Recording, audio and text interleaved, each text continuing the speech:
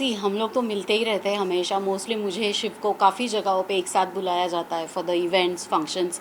और हमारा जो भी फैमिली फंक्शंस होते हैं, कभी गणपति होता है, दिवाली होती है, what ever it is, he is always part of it. And जब भी हम लोग मिलते हैं, हमारी एक ही बात हमेशा होती रही है कि शिव को हमेशा से हिंदी बिग बॉस में जाना था। सबसे पहले तो मराठी बिग बॉस से पहले वो हमेशा हिंदी बिग बॉस का ही सपना देखता आया है। और जब उसे जाना था और उसे बुलाया भी गया था इससे पहले, तब एज अ वाइल्ड कार्ड बुलाया गया था। और मैंने हमेशा कहा था कि ये गलती कभी मत करना एज अ वाइल्ड कार्ड जाने की, हमेशा जाओ तो एज अ फ्रेश कंटेस्टेंट जाना। और बस वो उसने वो एक पॉइंट हमेशा याद रखा। और सी डे वन से जो धूम मचा रहा है शिव उस घर में, टिल डेट, जब अब लास्ट हफ्ता चल रहा है, फिनाले वीक ऑलमोस्ट हम पहुंच जाएंगे, कल से फिनाले वीक में होंगे, तो he is rocking. And I am very sure कि मेरा भाई लाइट्स ऑफ करे बिना आएगा नहीं वापस। जिस दिन मैं घर में गई थी और मैंने पहले 2 टास्क ही परफॉर्म किए थे, तभी से घर के ही सदस्यों ने मुझे टॉप 5 में हमेशा देखा। उन्होंने जब भी घर में रैंकिंग हुआ करती थी तो मुझे वो रैंक मिला था कि मैं टॉप 5 में डेफिनेटली होंगी।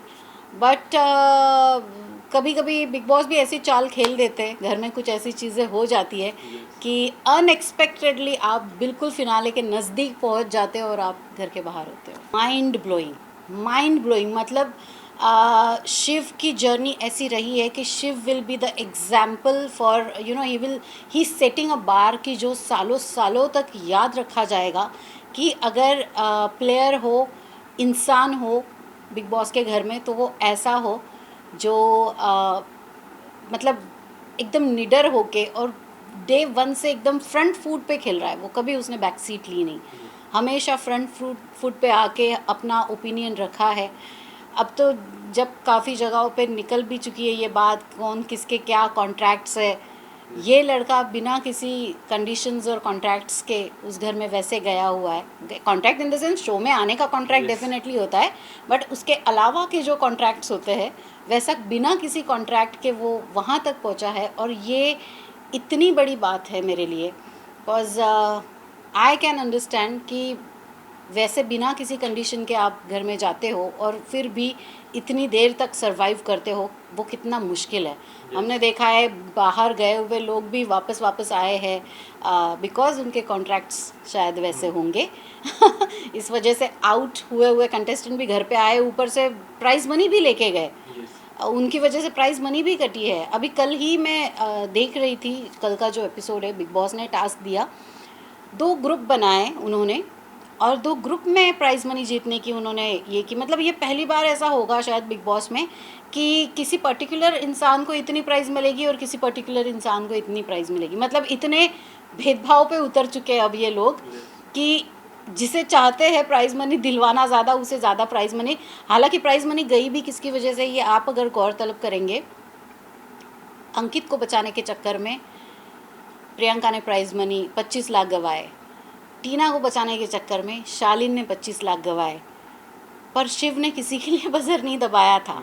उसने तो उल्टा वो गए, इनकी बेवकूफ़ियों की वजह से जो प्राइज़ मनी गई थी उसे वापस लाने के लिए जो एक टास्क हुआ था जिसमें कोड देने वाले थे बिग बॉस, वो लॉकर का कोड जिसमें प्राइज़ मनी होगी, इसने अपनी कैप्टनसी की दावेदारी नहीं ली और उसके बदले में कोड लिया वो प्राइज़ मनी के लिए।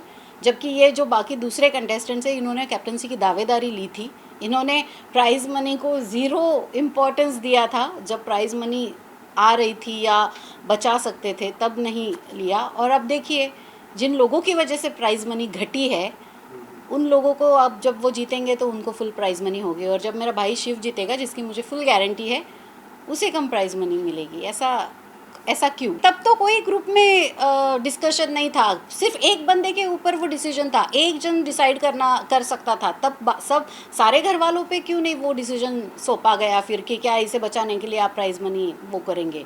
जब जब उनकी मर्जी आई, एक एक बंदे ने बजर दबा के प्राइज़ मनी गवा दी, जबकि वो प्लेयर ऐसे थे कि वो उस घर में रहने के लायक भी नहीं थे, अच्छे प्लेयर्स भी नहीं थे।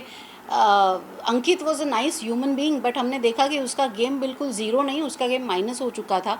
फिर भी उसे बचाने के चक्कर में, और इस स्टेज पर आकर इतने दिनों तक टिक कर, इतनी मेहनत कर अब शिव के हिस्से की या स्टैन के हिस्से की प्राइज मनी घट रही है, that is so unfair of their part कि बेचारों के साथ ऐसा अन्याय क्यों। अब नॉमिनेशन का टास्क भी इस हफ्ते जो हुआ, क्या आपने देखा है कि फॉर एग्जांपल जो बच्चा शुरू से लेके आज तक बिल्कुल पढ़ाई में ज़ीरो रहा है, ओके, जो अर्चना, प्रियंका, ये लोग जो कभी कोई टास्क नहीं जीत पाए, किसी टास्क में इन्होंने अपनी चमक नहीं दिखाई, कहीं पे भी शाइन नहीं हुए, वो लोग टास्क गलत करने के बावजूद, मतलब किसी ने 12 मिनट लिए, किसी ने 7 मिनट लिए, किसी ने और पता नहीं कितने 12, 7 और प्रियंका ने शायद 14 मिनट लिए, मतलब जिसका कोई हिसाब ही नहीं है, गलत होने का कोई लिमिट ही नहीं है। इतना गलत खेलने के बावजूद वो लोग नॉमिनेशन से सेफ हो चुके हैं, तीनों ने भी गलत टास्क किया। और जिस बंदे ने सबसे एक्यूरेट टास्क किया, शिव का टाइमिंग था 9 मिनट 10 सेकेंड। इतना एक्यूरेट बिना घड़ी के कैसे कोई हो सकता है, फिर भी शिव ने वो किया, तो वो बंदा नॉमिनेशन में है। MC स्टैंड 10 मिनट उसने लिए, ऑलमोस्ट क्लोजर टू 9 मिनट, वो नॉमिनेशन में है। सो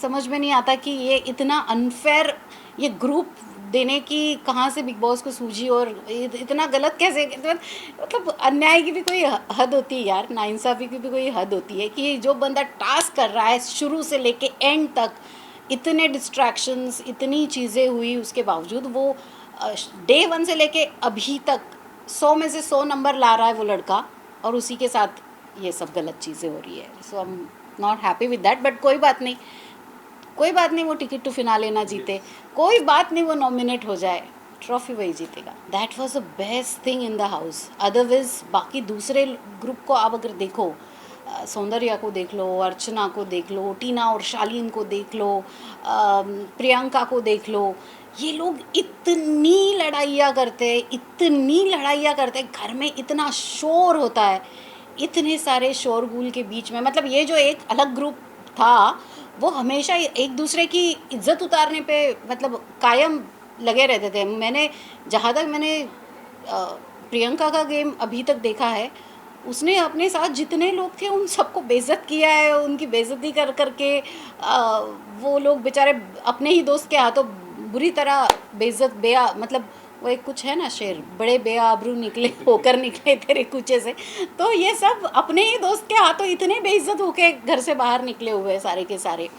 और यहाँ पर देखिए, आप देखिए कि इतने कॉम्पिटिटिव शो में भी, जहाँ पर सैनिटी भी अपनी सैनिटी खो दे, ऐसे शो में कोई अपने लोग हमेशा अपने दिल के करीब रखता है, चाहे जैसी भी सिचुएशन आए। इन लोगों ने कभी एक दूसरे से गिले शिकवे इस तरीके से नहीं किए। अगर कुछ एक दूसरे के लिए लगा भी, कोई चीज़ खटकी भी, तो साइड में आके शांति से बैठ के उन्होंने बात की है, एक दूसरे को समझा है, एक दूसरे के पॉइंट ऑफ व्यू एक दूसरे से शेयर किए, बिना तमाशा बनाए। अगर इन दूसरे ग्रुप की बात की जाए, अगर ये मंडली है तो उसे मैं झंडली कहूँगी उस ग्रुप ने इतने बुरी तरीके से एक दूसरे की इज्जत को तार किया है कि ऐसा लगता है यार, ऐसे दोस्त होने से तो दुश्मन भले, कम से कम पता तो है कि वो दुश्मन है, तो इस वजह से हमारी इतनी बेइज्जती किए जा रहे हैं। बट जिस तरीके से इन लोगों ने अपने दोस्तों को ट्रीट किया है इस दूसरे ग्रुप ने, दैट वाज हिलेरियस कहूँगी मैं इस चीज़ को, और डिसगस्टिंग भी। ये अनफेयर तो हुआ है लोगों के साथ, मतलब अच्छे कंटेस्टेंट्स के साथ कहीं ना कहीं थोड़ी सी नाइंसाफ़ी तो हो ही गई है, डिस्टर्बेंस नहीं आई हो तो। आपसे जानना चाहूँगा कि जिस तरह प्रियंका को लोगों का कहना है कि वो कलर्स का फेस है और वो ही जीत सकते हैं, ये कितना अनफेयर हो जाता है। जैसे MC स्टैंड और शिव के लिए जो दिल से वो गेम खेले और जिस तरह से वो गेम खेले, जिस तरह वो रियल लाइफ में वही बिग बॉस के घर में है, अनफेयर तो सी देखिए हो ही जाता है। और हम शुरू से लेके एंड तक देखते ही रहते हैं कि कहीं कहीं जगहों पे वो दिखती है, फेवरिज्म पता चलता है। But end of the day ये गेम है, और अब तो बिग बॉस ने खुल के कहा है कि वो भी खेल रहे हैं, तो उनको तो भाई खेलने का हक है, तो वो खेले। बट ये है कि अगर बाकी की बहुए कलर्स का फेस है, तो हमारा शिव जनता का फेस है और वो हमेशा जनता का रिप्रेजेंटेटिव रहेगा, ना ही किसी सिर्फ पर्टिकुलर चैनल का। शिव ने तो बहुत जेंटली किया है वो टास्क, मतलब शिव अगर जिस तरीके का शिव रोडीज़ और बिग बॉस करके आया है, जो कि बहुत डिफ़िकल्ट शोज़ रहे हैं ये, मतलब इस सीज़न में अगर देखा जाए तो वैसे टास्क हुए ही नहीं। मतलब जब सीज़न ख़त्म हो रहा है तो आखिरी टास्क जो है वो एक्चुअल बिग बॉस के जैसे टास्क होते हैं वैसा टास्क आया है।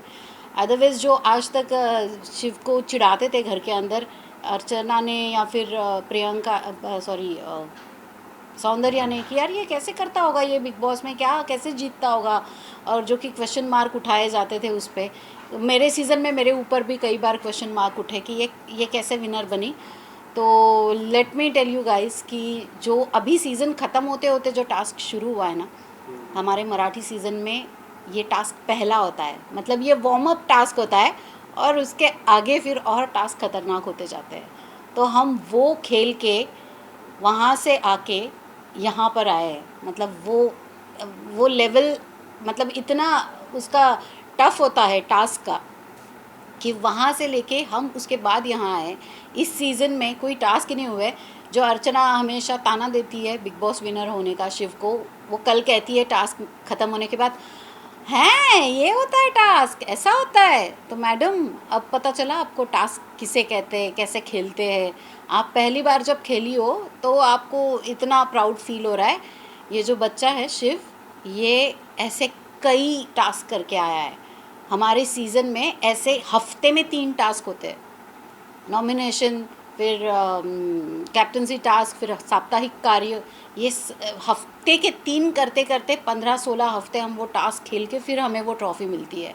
तो उस ट्रॉफ़ी की थोड़ी तो इज़्ज़त रखिए। जब आप घर के बाहर आएंगी, अर्चना जी या फिर सौंदर्या जी देख रही होंगी, जिन्होंने भी बिग बॉस के मराठी विनर्स पे क्वेश्चन मार्क्स उठाए, उनके लिए ये मेरा कहना होगा कि किसी अगर आपको टाइम मिले, खैर अब तो आप बाहर आ जाओगे तो आप लोगों के पास टाइम ही टाइम होगा, इसके बाद तो शायद ही आप बिज़ी होंगे, तो आप देखिएगा कैसे होते मराठी सीज़न, फिर आपको पता चलेगा शिव कैसे जीता था।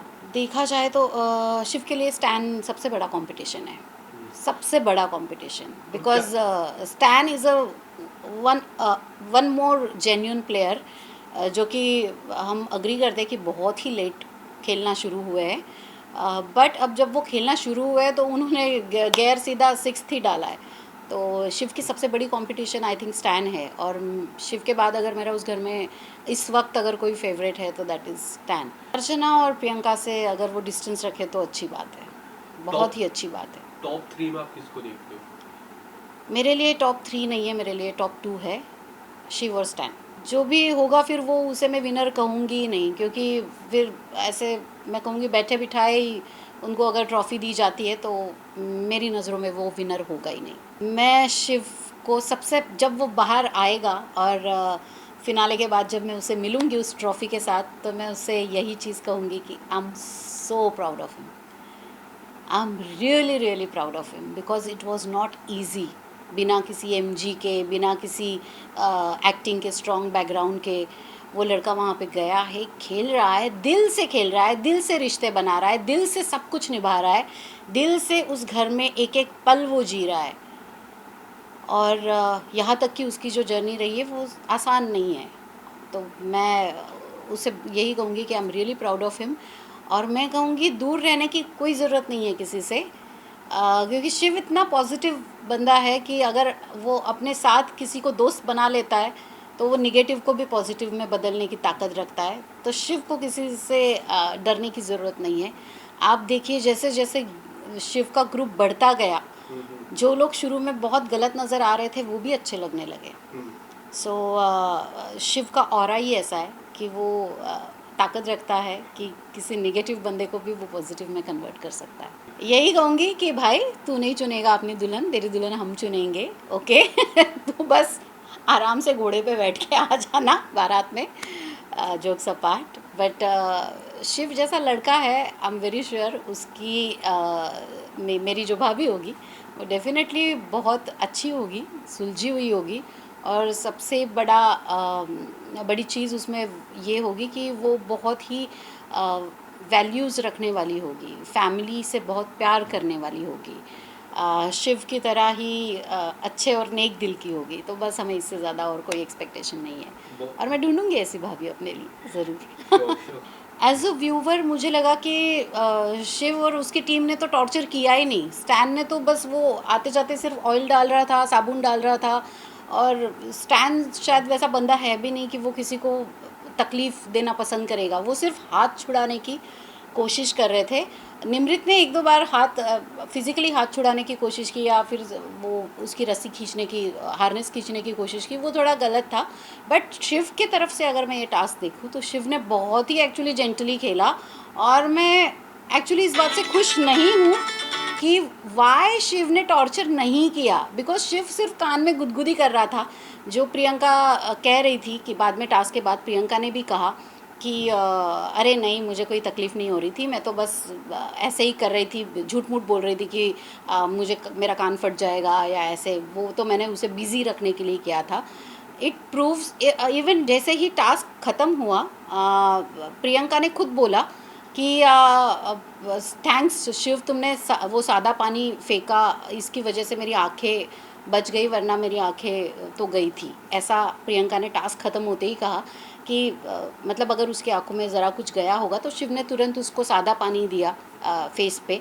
तो इट शोज़ कि शिव नहीं है वैसा कि वो किसी लड़की के साथ एक लेवल क्रॉस करके, लिमिट क्रॉस करके जाए। इनफैक्ट जब जैसे ही बिग बॉस ने कहा कि टास्क ख़त्म हो चुका है, Shiv was the first one जिसने सबसे पहले प्रियंका को सहारा दिया, क्योंकि वो जो हार्नेस है वो उसमें इलास्टिक लगी रहती है, और जब आप उसे अचानक से छोड़ते हो तो आप होती है संभावना कि आप धड़ाम से जाके पीछे आप खींचे जाओ और गिर जाओ।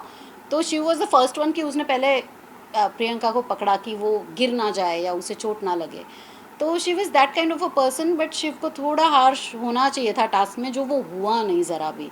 शायद हो जाता तो मतलब दुनिया ना दोनों तरफ से बोलती है। अगर शिव, जैसे प्रोमो में जो काट काट के दिखाया था ड्रामेटिक करके कि शिव टास्क करते वक्त थोड़ा अनरीजनेबल हो रहा है, तो वो तो वैसा हुआ ही नहीं था। जो प्रोमो में बहुत बढ़ा चढ़ा के दिखाया गया कि शिव बहुत ज़्यादा कर रहा है, जो हमने एपिसोड में देखा उसमें तो कुछ भी नहीं था। वो कई बार होते हैं प्रोमोज बहुत ज़्यादा मिसलीडिंग, जैसे आज के टास्क में हल्दी फेंकते हुए दिखाया, बट पता चलता है कि बाद में मिर्ची भी है, क्या क्या है। तो आज के उनके टीम के बारे में जो दिखाया वो तो बड़ा माइल्ड था, और जब शिव के टीम के बारे में दिखाना था तो ऐसे दिखाया कि पता नहीं शिव ने क्या कर दिया। बट शिव नहीं है वैसा पर्सन। शिव ने बहुत जेंटली मतलब खेला उसने टास्क, बट एक हद में रहकर खेला, ये देखते हुए कि सामने दो लड़कियां हैं, और शालीन को तो उसने कुछ किया ही नहीं। But I am feeling sad कि जब प्रोमोज आते हैं तो ऐसे मिसलीडिंग क्यों होते हैं, और शिव को थोड़ा और ज़ोर लगा ही देना चाहिए था, ऐसे मुझे लग रहा है। Thank you so much, thank you. Thank you.